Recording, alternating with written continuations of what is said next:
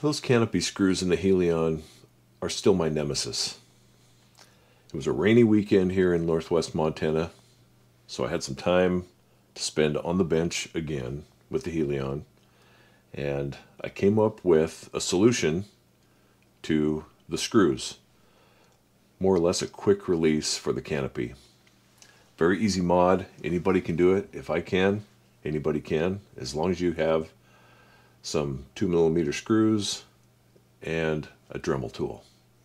Let me just show you what I did real quick. So here we are on the Helion. Take note, no screw on this side and no screw on this side. Yet the canopy is fixed in place. It is not moving. No different than if I had screws in it.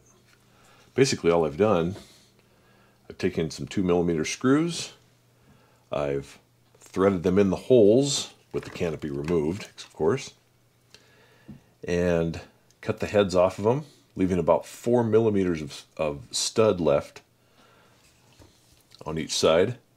And then I took the Dremel and I cut notches in the heads so that I can remove them with a regular head screwdriver. Very simple. Added a little thread locker, put them in place. They're in good shape. Won't go anywhere. And again, all you really simply have to do is push the canopy back down into place, spread it a little bit. The little ears that are in place that held the old screws through the canopy, they just slip around the studs and voila, holds it in place very firmly. I did do some close-up videos with my phone. I'll go ahead and show those to you right now and maybe explain a little bit of what I'm doing. But again, very straightforward. So take a look at this. So here we are with a close-up of the cutting wheel on the Dremel tool. I'm about to cut the head off of the screw. This screw is the same thread and is approximately the same length as the one that came in the Helion. It is not the one that was originally in the Helion. It was just an extra screw that I happen to have sitting around. And then here we go with me just cutting a notch in the top for a regular head screwdriver bit. As you'll see right here in my close-up, it is notched ever so slightly so that you can get a screwdriver in there and tighten it into the chassis. And then right here, just the simple tightening into the chassis. I've applied a little thread locker to it and just tightening it down, leaving about 4mm of screw in there. And then here I am just using the Dremel to kind of smooth that up so it doesn't hang up in the canopy when it goes in, just making it nice and smooth. One other quick side note, one of the things that I noticed while I've had the canopy open and closed quite a bit on the Helion is we have a small problem that others are probably starting to see now, and that's that the canopy actually interferes with the motor wires leading to the back motors.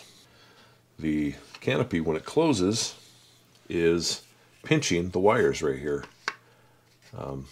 That is, if your wires are as loose as mine, it'll do that. You know, I think that eventually that could lead to a failure in the wire. Something will break. It'd be horrible to lose a motor in midair. So maybe if I had any advice for everyone, take a look at that on your drone and see if your canopy is pinching the rear wires on your motors. I'm starting to get a little bit of an indent in the coating on the wire as a sign that it's getting compressed pretty hard. You know, the obvious workaround is to tape the wires or use a zip tie or something to put them in place so that they don't move. Well, and the other obvious workaround is to notch the canopy so it doesn't interfere with those wires. Just wanted to point that out to you guys real quick. You might want to take a look on your Helion and make sure that that is not happening, or if it is, take some time to remedy it. So that's it. Very straightforward, very easy modification to make your canopy more accessible, your electronics more accessible. So if you like what I've done here and you want to try it out, feel free to grab your Dremel tool and let me know how you've done. Or if you have another way that you've discovered to make a more accessible canopy on your Helion, let me know. Post your comments down below, and let me know if you have any questions about the process, and I'll catch you later.